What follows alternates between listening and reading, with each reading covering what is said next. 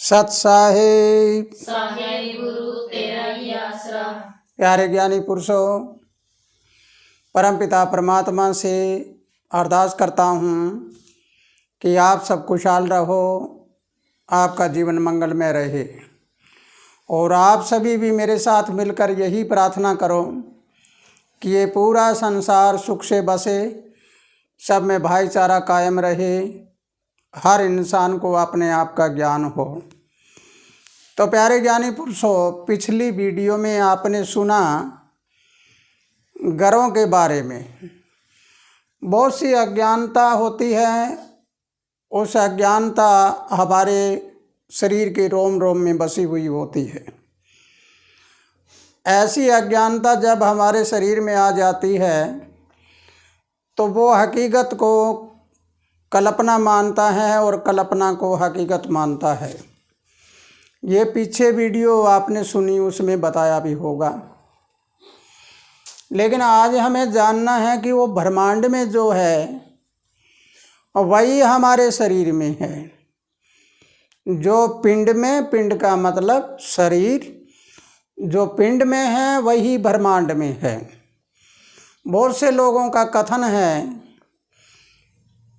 कि सूर्य, चंद्रमा, मंगल आदि ग्रह आकाश में हैं, तो वो ग्रह हमारे ऊपर प्रभाव कैसे डालते हैं, उनका हमारे से क्या मतलब है।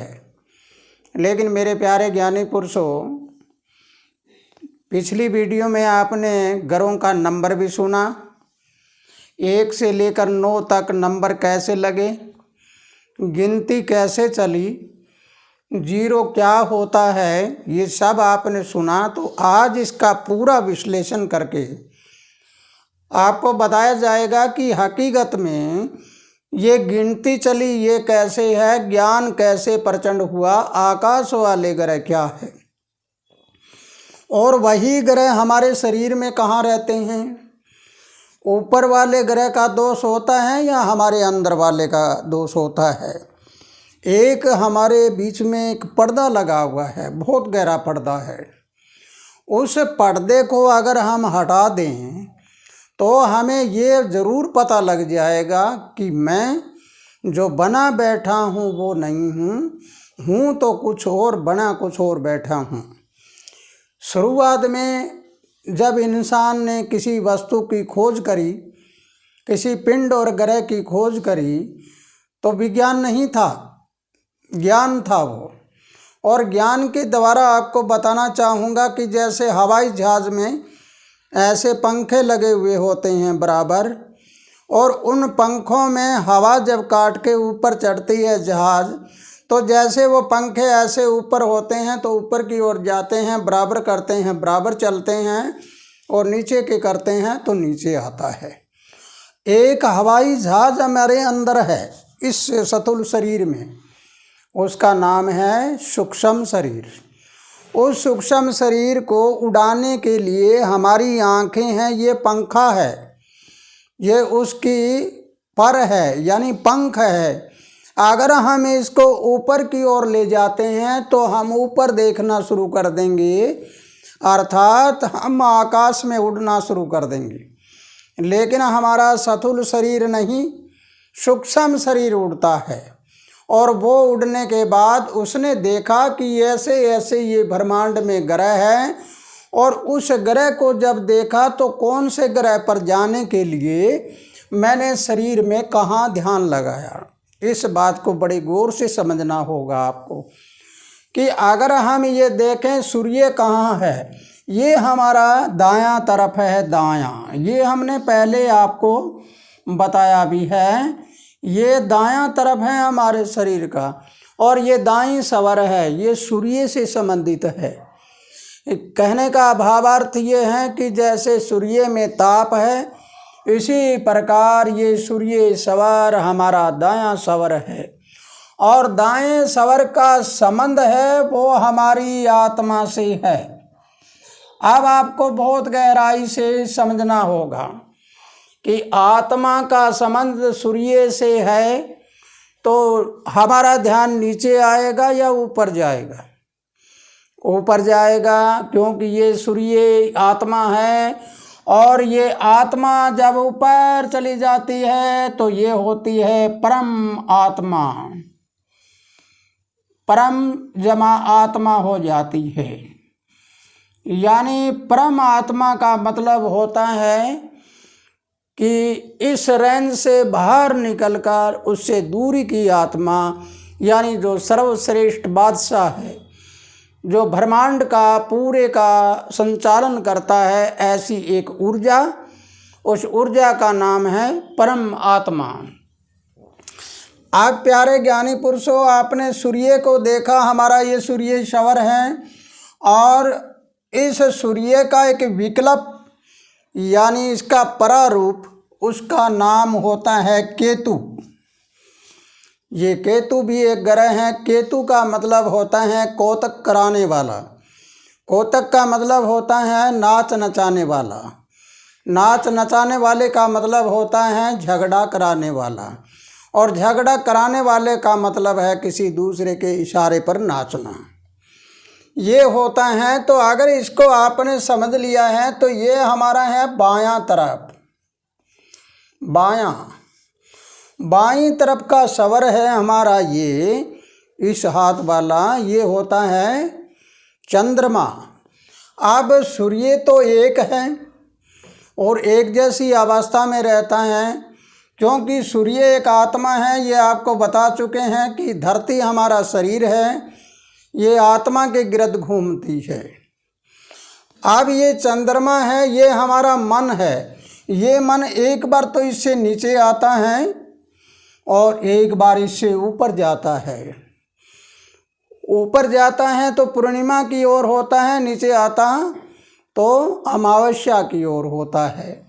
तो प्यारे ज्ञानी पुरुषों, जब हमने आत्मा और मन के बारे में जान लिया, मन के दो भाग हैं, ये दो भाग हैं। तो सूर्य का नंबर 1 और इस चंद्र का भाग नंबर 2, यानी अंक 2, कि 2 भागों में बटा हुआ है। इसका 2 नंबर हो गया। अब 2 नंबर चलकर अब हम चले 3 नंबर पर। जब सूर्य और चंद्र ये दोनों सवर हमारी चलती है और हम आकाश में उड़ना चाहते हैं, तो ऐसे ध्यान लगाया तो ध्यान लगते ही हम यहाँ जा पहुँचे। यहाँ जा पहुँचे तो यहाँ क्या होता है, बृहस्पति गुरु। अब गुरु के पास गए तो ये नंबर 3 नंबर आ गया। अब इस गुरु का एक परारूप है, इसकी एक परछाई है, उसका नाम है राहु। राहु का नंबर है 4। ये राहु आ गया। राहु अज्ञानता पैदा करता है और गुरु ज्ञान पैदा करता है। अब ज्ञान किसको होगा? ज्ञान इस समस्त जीव को होगा जिसका जीवन है। इसको क्या ज्ञान होगा? इसको ये होगा कि तू आत्मा है, तू शरीर नहीं, ये तो मरने वाला है। लेकिन आत्मा कभी मरती नहीं, क्योंकि आत्मा तो प्रकाश है। प्रकाश का क्या मरना होता है? इसलिए मेरे प्यारे ज्ञानी पुरुषों, गुरु का 3 नंबर, फिर राहु 4 नंबर, इधर आ गया केतु। केतु सूर्य के साथ मिला हुआ है, सूर्य का प्रारूप है। इसके नंबर होते हैं 7, क्योंकि ये बिल्कुल विपरीत दिशा में होता है। अब हमें आगे चलना है कि जैसे ये 7 वार है हमारे, 7 वारों में 9 ग्रह स्थापित कैसे हुए, वार कैसे बने। अगर आपको ये ज्ञान हो जाता है तो तुम्हें ये पता लग जाएगा कि ऊपर वाले ग्रह कभी नहीं रूठते। ज्योतिष शास्त्र में और कहीं आप देखते हैं, कह दे आपके ऊपर मंगल की दशा है, सूर्य की दशा है, चंद्रमा की दशा है, या राहु केतु की है, या शनि की है, किसकी है। वहाँ कुछ नहीं होता ऊपर वाले में। यहाँ होता है जो होना होता है वो शरीर में। किसी के ऊपर शनि की दशा है तो शनि, ये शनि है, नंबर होता है इसका 8 नंबर। अगर शनि हमारे ऊपर करूर है तो घुटनों में दर्द होगा, और कहाँ होगा? पिंडियों में। पिंडी और घुटनों में शनि की दृष्टि होती है। इसलिए हम कहते हैं कि ये शनि की दृष्टि है। शनि हमारे अंदर आलस्य होता है। इंसान में जब आलस्य बढ़ जाता है तो आलस्य बढ़ने के बाद में वो हमारे अंदर की इम्यूनिटी पावर होती है, हमारे अंदर शक्ति होती है, जीवन शक्ति है, उसको कमज़ोर कर देता है। और ज्यों ही वो कमज़ोर होगी तो ये शनि कमज़ोर हो जाता है। शनि कमज़ोर हो जाएगा तो क्या होगा? दुख बढ़ जाएगा। शनि मजबूत हो जाएगा तो दुख घट जाएगा। तो इसलिए मेरे प्यारे ज्ञानी पुरुषों, अगर इस बात को समझना है तो आप ऊपर वाले ग्रह के बारे में मत सोचना कि ऊपर वाले ग्रह ने कुछ कर दिया हो। तुम्हारे अंदर वाले ग्रह ने किया है जो कुछ किया है। फिर हम देखते हैं कि राहु की दृष्टि है। कोई कह दे राहु की दशा लगी हुई है। अब राहु की दशा तो लगी हुई है, लेकिन ऊपर वाला राहु नहीं। राहु क्या चीज़ है? राहु कोई पिंड नहीं है, ये केवल एक छाया है।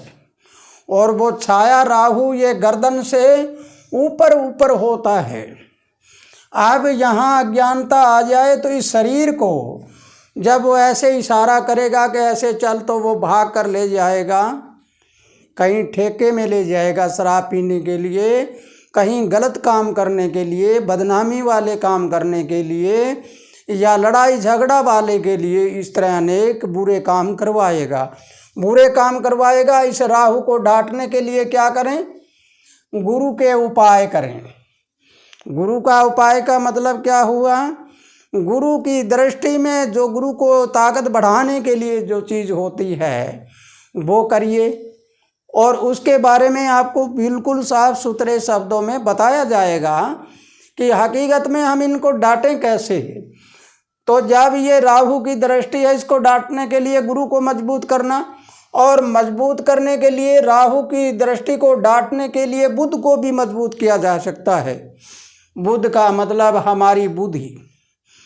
बुद्धि अगर ज्ञान को पकड़ना शुरू कर दे तो हमारी सब तरह की व्याधियां हैं वो मिट जाती है।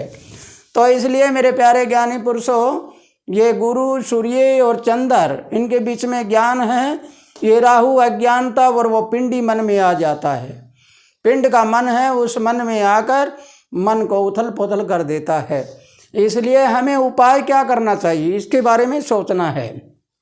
तो आइए, ये शनि के बारे में आपने देखा पिंडी और गोडों में होता है। और ये है शुक्र। शुक्र हमारी आँखों में होता है और गुर्दों में भी होता है। शुक्र पानी है, शुक्र शरीर में भोग है। और भोगी शुक्र होगा वो कहाँ होगा? पिंडी मन में जुड़ा हुआ। वो हमेशा पिंड की बात करेगा, शारीरिक की बात करेगा। लेकिन ये शुक्र अगर योग में चला जाए तो फिर क्या होगा? शब्द और सूरत का योग होकर वो ऊपर ऊपर चलेगा। यानी ये शुक्र, ये ऊपर वाला शुक्र, यहाँ से ऊपर भी ग्रह है और नीचे भी ग्रह है। इसको देखा, ये ऊपर भी शनि है। यहाँ आलस्य नहीं बल्कि चुस्ती है, और यहाँ भोग नहीं योग है। यहाँ अज्ञानता नहीं ज्ञान है। यानी यहाँ पर राहु आ गया। तो इसके बारे में देखते हैं। तो ये एक चौपड़ है, इस चौपड़ से होकर गुजरना पड़ता है। तो मेरे प्यारे ज्ञानी पुरुषों, अगर ये बात आपको पूरी समझ आई है तो अगली वीडियो में इसके पूरी तरह से इसका विश्लेषण करके आपको बताया जाएगा कि ये ग्रह कैसे स्थापित हुए और कैसे इसको डांटें। तो इसी के साथ प्यारे ज्ञानी पुरुषों, खुशहाल रहो, आनंद करते रहो। सत्साहे गुरु तेरा ही आसरा।